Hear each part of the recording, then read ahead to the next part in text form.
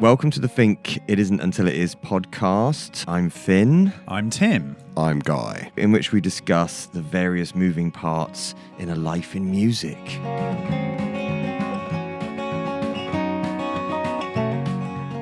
Welcome to the Fink podcast, the Tour Diaries, episode 6. Yeah. What are we covering today, Mr. T? We are covering quite a lot because the last time we spoke was in Lausanne. And so since then we've done Paris, Tourcoing, London, Bristol, This is recorded for posterity. Bristol, Manchester, then Antwerp, and then last night was Nijmegen, which was awesome. Yeah. Yeah. So wow, that's quite a lot of shows. It is quite a lot of shows. Have you entitled this one? I haven't. I mean, the last one I called the imaginative title From Vilnius to Winterthur. So today could be from Lausanne to Amsterdam. But we are now sitting in Amsterdam. We ought to say that we are in Guy's spiritual home. We are. Outside the back of Paradiso, which is, I think, where you once said that you'd like to be. I haven't said it once. I said it once this morning. What I've did said you say? it dozens of times. I've already spoken to management here, and they've agreed to allow to have my ashes scattered out the back. One day, preferably as a large boat full of tourists passes. Yeah. No, I'm only joking. Hopefully it'll be an incident without anyone getting upset. We are sat at the back of Paradiso. It's a legendary spot. Yeah. We are looking at a typically Dutch scene, a canal. There might be some bells in the mix in a minute. Yeah, as trams thunder past. Trams and bikes, and it's autumn. The trees are shedding their leaves. It's very cute. Yeah. And we're feeling good after our show last night. So should we rewind back to Lausanne? Back to Lausanne. Goodness me. I know, a long way ago. That was a long time Lausanne ago. was Rob's favourite show. Was it? Like he Okay. thought we played the best at Lausanne. Okay. And I can't quite remember whether. Well, I mean, we must have done. It was pretty good. Yeah. I don't think we've royally sucked yet. No, We haven't had a Vigo in the mix No, yet, we have we? No, we haven't had a Vigo. No, not on this run. But Lausanne for me was memorable because that was the first night I joined Finnegan on one of his tracks. Oh, you did the drum session. Yeah, the drum session. Yeah, for one of Finnegan's songs, which has now become a thing. which But I it's- quite like in a way. I'm a bit jealous of you for jumping on his set because you get to go on the stage, Yeah. judge the temperature, Yeah. then you can adjust your wardrobe accordingly. Is it hot? Is it cold? Is it medium? Yes, You exactly. check your in-ears. I mean, All you of get the to above. see all the people. Yeah, It's so unfair. I get less nervous. We have to go on raw, haven't even seen the stage yet. Yeah. And then bosh. Sadly, we have no useful skills to bring to Finnegan's set We other than could come on and contemporary dance, some interpretative dance maybe. deal. But I don't think he'd like that. No, last night in Berlin we'll interpret Fuel on the Fire with a contemporary dance routine. You could play bass on Old One for him, and then he could. Don't be absurd. Guy doesn't want to play bass on our set. I don't know, that's not true. It's just I can't possibly learn any other chords. My mind is totally full. Full of D Yeah. and E. Like I don't have space for any more chord changes, and he's got loads of chords. He does have lots of chords. It's like Yeah, there'll be yeah, like that's true. upwards of 3 chords in a tune. It's ridiculous. Yeah. So give me a clue. This is what happens to me on tour. I don't remember Lausanne until you give me a clue. Vegan pizza. It was really good actually, despite me normally complaining about all vegan food, as is right and just. But I don't remember that. They make Claire pi- Days came. Oh yeah, Claire Days came. That was really nice. Yeah, Lovely yeah, to see her Claire as well. Days. Her new album sounds amazing. Yeah. Claire Days, who you produced. I right? did, yeah. For It's people. co-produced. Yeah. Co-produced. Yeah, that was lovely. Oh yeah, that was really sweet. Yeah, Lausanne was nice. Lucy was in the room.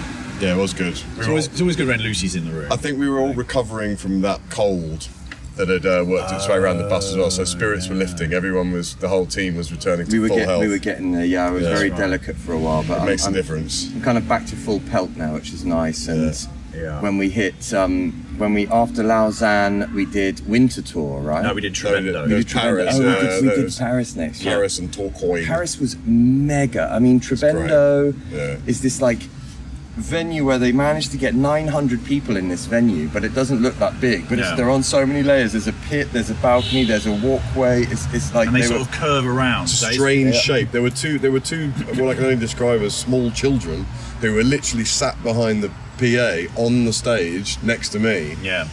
I felt kind of responsible. I made sure they had drinks. I was aware they couldn't go anywhere. They didn't want a water, but I got them a Coke. Oh, that's nice. Yeah, and they were. It was very crammed in. It's sort of strangely shaped room, but it was really vibey. God, it was super vibey in there. I think it was definitely one of my favorite. I mean, I love all the Paris shows because we played some really fancy places, but that was really, really, really vibey. The people were just piled on top of us all over the place from all directions. It was great. And then the Tourcoing Le Grand mix. I think I'm right in saying this won't be controversial. That I think you guys will agree that was probably the most fun one we've ever done there by quite some margin. We've had a variety of gigs there, from crammed festivals that weren't that much fun, to be honest, to other headliners that could have been, but for whatever reason weren't quite. But this one was really good. It was really good. I mean, I'm glad we've got you, Guy, here in Paradiso. Yeah. Because you're all chatty and happy and on cloud nine like it's Christmas Day. Because I remember in Tourcoing you did throw a pretty big grump that day. I think it was about looking too closely and putting beats on the end, which you eventually won. There was. And now there are beats on the end. Also, and it's better. We agree. It's better. You've just blundered into the elephant in the room, though, which is the other thing that I was a bit grumpy about. Was our destination for the next 4 days after Tourcoing. Okay, well, listen. Yes, okay, but I mean, Tourcoing is like a beautiful, beautiful venue, an amazing backstage.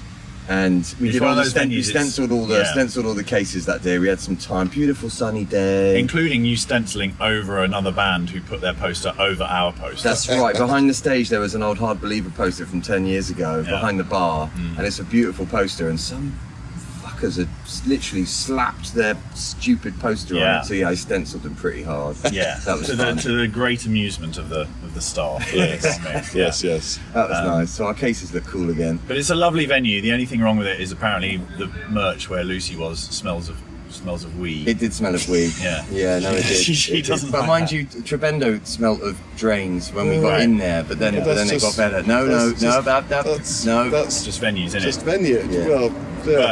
But Grand Mix was. It's just beautiful because they've redone it upstairs, and so nice. And they take such pride in it. The good thing is about all that is and same with when we played De Roma in Antwerp. It's like a community. Yeah, and there's a lot of volunteers. And they own their venue. It's so nice. And they have a scheme where you can buy your own drinks cup. And then just they take it there and they can have a drink from their own cup. Yeah, nice. So you don't kind of saves on washing up and saves on plastic and all of that. So that's all good. Which is very nice, yeah.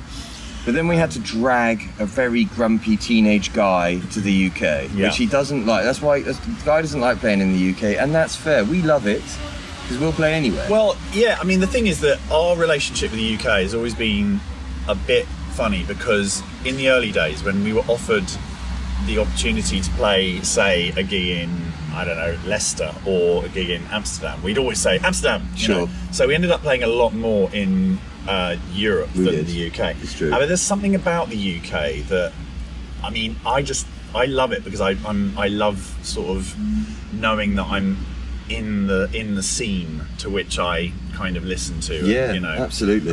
So I'm always like we played 2 nights at Earth. And the other thing about it is it's 400 metres from my house, so it's in my neighbourhood. Man, the neighbourhood was well funky, man.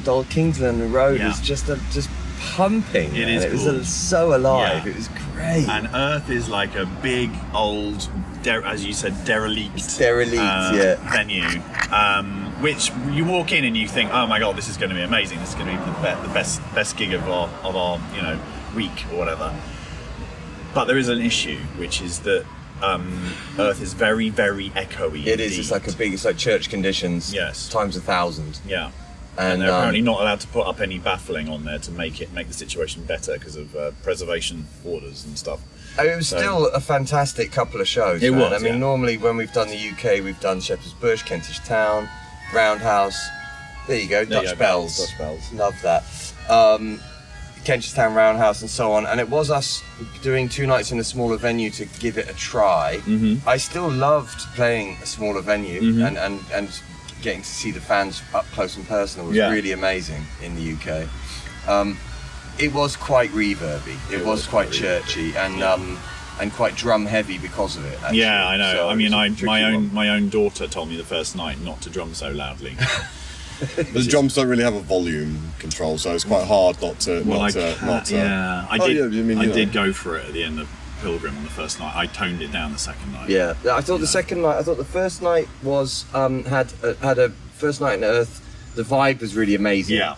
And the second night we played better. More accurate. Yeah, more simply accurately. put. Yeah, definitely. And then we were facing down the barrel of 2 gigs that we'd looked at on the tour with a raised eyebrow, going, okay, let's see how they go. Thekla in Bristol, which is an old teenage stomping ground of mine, and the guest list was very family heavy. Sure. And Manchester's Band on the Wall, which was a kind of 6 music. Every band we know has played there kind of a venue. Definitely. And we weren't dreading them, but we couldn't take our mixing desk into Manchester, so we were aware of that. Rob was going to have to fly that. Thekla. And Thekla, we were going to get there and see how it was going to look to get the desk down, and we took one look at the boat and we're like, okay, we're going to go on the local desk. Yeah. The place was packed like you couldn't put another body in that. Yeah. And halfway through the show, and we dealt with it accordingly, like the old school band that we were 10, 15 years ago, which was awesome. But I was in my in-ears and then I got a little message from front of house saying, there's a leak. The boat is leaking all over my mixing desk. It's an emergency, which kind of threw the gig into a bit of a panic for me. Yeah, everything went a bit wrong in the ears department. You didn't get like things that you needed. Well, on some of Rob's the desk songs. was so crap that it was literally like, and there was water pouring onto it. And there was rumours that it was beer. Yeah, somebody on the balcony had spilled beer, and I said to the handler after the show, yeah, man, wow, that was a bit extreme. He's like, yeah, that hasn't happened for ages. So it's not like it's the first time it's happened. But he said, we had got some welders in, and it was supposed to have welded that. But no, we did a really good, hot, sweaty, banging club show in Bristol and Manchester actually. Well, Manchester was a different kettle of fish, because Manchester we were again thinking, oh, this is going to be a bit weird. Tough but gig, yeah. it was great. Yeah, the venue was really cool. Yeah, venue was lovely. And the audience were fucking amazing. They were great. It was a Monday night and they were absolutely amazing. They were one of the best audiences on the tour. You couldn't get better than that. No, sure. They were just attentive but up for it. They were quiet but not like cultish. Yeah. It was so nice. You're totally right. I wish to publicly retract my previous boo that I issued Manchester when we listed it.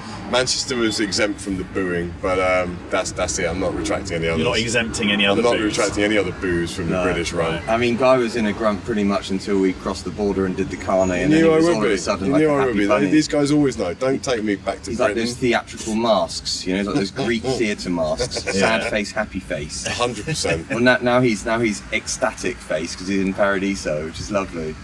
The only problem with that sort of attitude is that if you cross the border to Europe and you do a gig and that also sucks, then where do you go from there? No. Well, exactly. Then you're left wandering, sad and alone in your mind. But luckily we were heading it does happen. It can happen. But we went to Antwerp. And well, we knew we were heading into a monster. De Roma was an amazing place, and biggest gig on the tour, sold out, and the fucking theatre was beautiful, and oh my god, the sound system was enormous. It was like a full main stage festival sound rig in a beautiful venue. I mean, it was just that gig was magic. It was really special, and you know, the next day, yesterday, we were all pretty tired when we did Nijmegen because there's such a big lift to lift that venue between us, but man, we put it all in. We put that all in there, because when you play like a 400 cap club gig in the UK, you can't give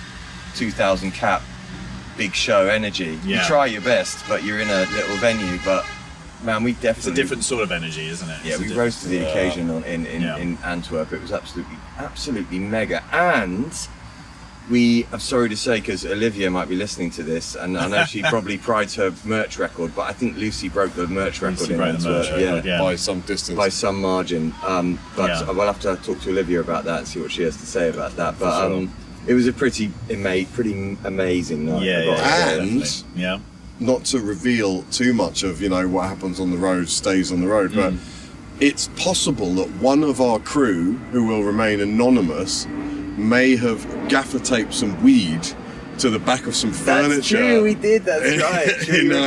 No. We used to have this thing on tour called. Well, we had two sayings. In the olden days, not anymore, but in the old days when we toured, we had Eat Not Retreat, is it? Yeah. Okay, that's in case you're crossing a border. And then we had Stash Not Trash, which is in case you think you might be coming back somewhere and you need to find your stash. Correct. And so a member of our touring party, who shall remain unnamed, had gaffer taped some weed underneath the table in Daroma in 2017. In 2017, and since then the venue's had a full refit. 2019. Yeah. It's had a full refit. They've had a full do-over, and that member of the band, who shall name unnamed, went round the venue to find it, and he bloody found it. Did he or she find it? He or she. Or Did this they anonymous find member it. of the crew then partake of this? The anonymous member of the crew did try it. It wasn't It was that horrible. fun. I hear third hand that it was obviously unsmokable, but that's all right because it was more the principle of the thing. I understand. Right. It Anyway, also but it was reminded brilliant. us that, or the unnamed member of the crew who hid it also reminded us that there is also some Jean in a curtain rail somewhere. Where was that? I don't remember. It's always worth checking curtain rails everywhere we've been. Always worth having a quick glance. You never know. Didn't you have something where a tour manager unscrewed a lamp post in some No, city? no, I'm not. That was no. There was. Can't give away the secret. Can't give away You can't too give away much. the But secrets of the no, world. the record that I know of was somebody managed to unscrew a parking meter in That's Dublin. Outside a venue and put about a quarter of weed in there and returned to get it about a year later. And it was still there? Yeah, successfully Amazing. unscrewed Amazing. How did civic you solve furniture. this? Anyway, we've wandered off piece. We have wandered off piece. So Yeah. then after Daroma we did Nijmegen. Nijmegen, yes. Another custom built beautiful venue with one of the 7 wonders of the touring world Yep. in it. The bus Bus rotating lift. Because it's Yeah. in an old bus station. That's where they built Dawn Roger. Oh, right. That's why it exists. Is like that. it? It's an old bus station. Yeah. Is that why the thingy exists? Yeah, I did not know that. Because John Rosa used to be in a different place elsewhere in Nijmegen with Nose of Graffiti, which we played with Ben Howard, Right. which was really nice. And then this bus station kind of area came up for grabs, and they made it into the new Don Roger. Gosh, that's Yeah. amazing. Yeah. To witness a 25-ton nightliner get picked up and twizzled around is it's definitely quite one of the something. touring wonders of the world. The thing is, you can see it more than once, and it never stops being amazing. And actually, one of our crew, Lucy, in charge of merch, she said she wasn't really interested. She was going to have a shower instead. To which Finn vetoed that option and said, "No, No, you you got all of the rest of the day for shower.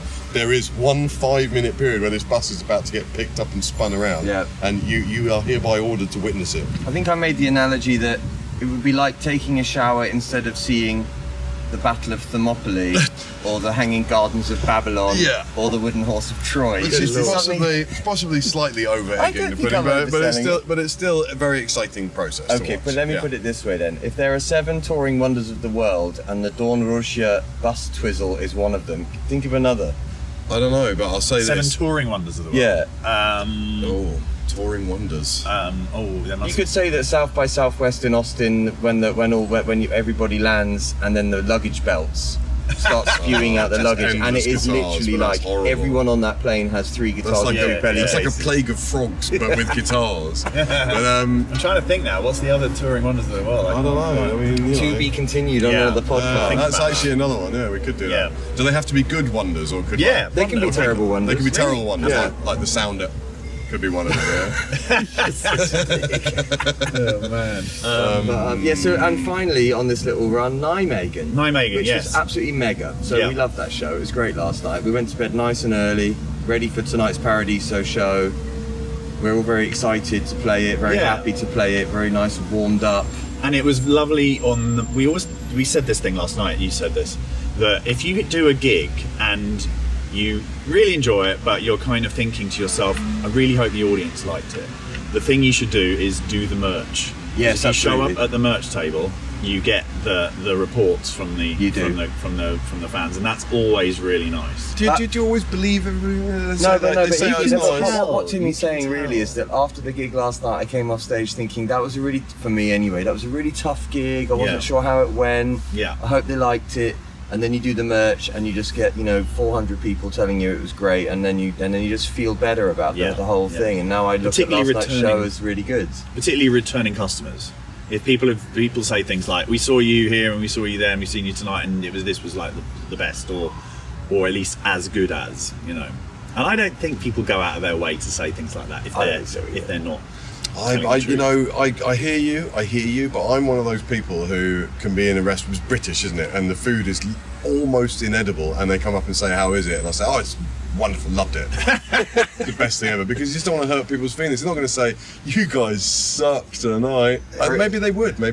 So yeah, lovely to do the merch in De Roma as well, Antwerp. Which I must say, that I was talking to someone, and I said, "You've got a lovely venue here," and she said, "Yeah, it's such a nice community venue." And I said, "Oh, and they've had a refurb," and she said, "I know. I was one of the people that painted this lobby." Wow, no way! Yeah, I mean, because De Roma's real community, it was the local community that bought it and refitted it. It was saved. Amazing, man. Old cinema, new floor, fresh coat of paint. Now, Paradiso's a different kettle of fish because we've headlined here 6 times. We supported here in the early days 3 or 4 times. Yeah. And there's a gig every night here, pretty much all year, every year. There's someone you want to see playing here every night. And yet it's still full. It's crazy. It's such a well-run venue. It's easily one of the best venues in Europe, possibly the world. I've seen a bunch of bands here myself. Same, it's just been fantastic. I saw Ride here in 2017. Yeah, that was very good. You saw Yeahs here, didn't you? I saw the Yeahs here on their warm-up run for the festival tour on Mosquito. I saw Erica Badu here on a warm-up run for the Rock the Bells tour, do Baduism live, which was really great. Very good. Yeah, I've seen a bunch of gigs here, and it's a great place to see a band. It is, and so we're as you said, this is kind of like a bit of Christmas Day for us. It's an exciting day. Yes, we've been joined by Finnegan Twee, who's eating a pear. It just dawned on me you were recording a podcast. We always just sit around talking like this, man. As well, you know. It's good times. Yeah, my pear didn't ruin anything. No. As always, you're bringing more colour to the mix. It's great. Health and youth and vitality. It's great. So should we go and have a nap then? Yeah, exactly. I need a pizza and a nap. I'm going to go and dream of never returning to Britain. Good times. Very good. So next time we speak will probably might be the end. It might be Berlin, before the final show. Yeah. And then we'll do a little because our first podcast on this one was what was it called? The Tour Begins or something. A team prepares. So which I is, think, let's face it, a really bit of a stretch. I think, judging from yeah, exactly. I mean, what do you mean? Check you got socks. I remember Tim came on tour once. And he arrived day one. Is there any laundry facilities? How have you managed to bring nothing but dirty clothes? Was it mishap or was it? Yeah, it was a mishap. I realised I experiment? didn't do any laundry at home in time for the tour, so I just filled my bag with dirty clothes. Right. There you go. In a way, I'm the same on this tour because me and Timmy before this tour we did the Med Run and I packed the same bag that I packed for Portugal in August or Europe in October. I gotta say, it's been a very smooth run. I think you guys have kept on top of your laundry admirably. And I appreciate your efforts. I do. I appreciate the love. It's great. We'll probably do a team dismantles that's it. after Berlin, but the next podcast will be at Berlin then. We'll get Ash to record something on his drive when he drives all the gear back to the Netherlands. Yeah. Oh, we're in the Netherlands now. We're finishing in Germany. So. Yeah, we are. Anyway, shall we? Speak next time. Yes. See you later.